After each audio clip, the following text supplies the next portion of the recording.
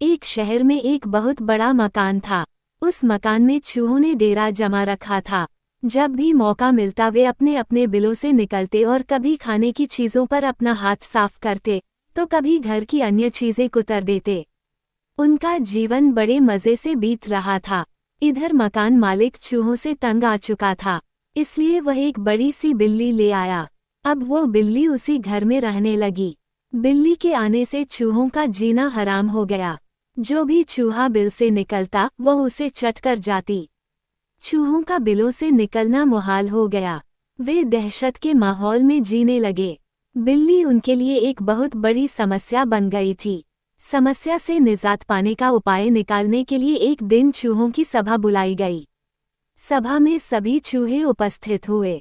सभा की अध्यक्षता कर रहे चूहे ने सबको संबोधित करते हुए कहा, साथियों, आप सब जानते ही हैं कि हम लोग बिल्ली रूपी बहुत बड़ी समस्या से जूझ रहे हैं। वो रोज हमारे किसी न किसी साथी को मारकर खा जाती है। बिलों से निकलना मुश्किल हो गया है, लेकिन इस तरह हम कब तक बिल में छुपकर रहेंगे। भोजन की व्यवस्था के लिए तो हमें बिल से बाहर निकलना ही होगा। ये सभा इसलिए आयोजित की गई है ताकि इस समस्या का समाधान निकाला जा सके। आपके सुझाव आमंत्रित हैं। आप एक एक कर अपने सुझाव दे सकते हैं। पढ़ें, तेनालीराम और मां काली का आशीर्वाद। एक एक कर सभी चूहों से इस समस्या पर अपनी अपनी सोच के हिसाब से सुझाव दिए, लेकिन किसी भी उपाय पर सब एकमत नहीं हुए।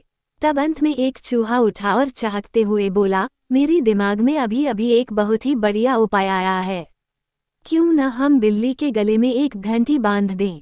इस तरह बिल्ली जब भी आसपास होगी उस घंटी की आवाज से हमें पता चल जाएगा और हम वहां से भाग जाएंगे।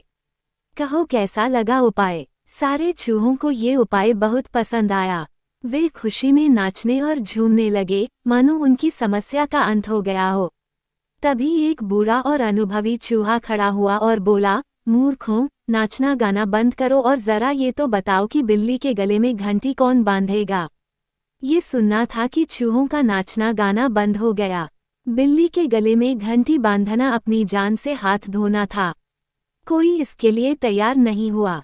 सभा में शांति छा गई थी। तभी इस शांति को चीरते हुए बिल्ली के कदमों की आहट सबके कानों में पड़ी और फिर क्या था, सब सिर पर पैर रखकर अपने अपने बिलों की ओर भाग खड़े हुए। सीख, moral of story, the bell and the cat. योजना बनाने का कोई औचित्य नहीं यदि उसे लागू न किया जा सके।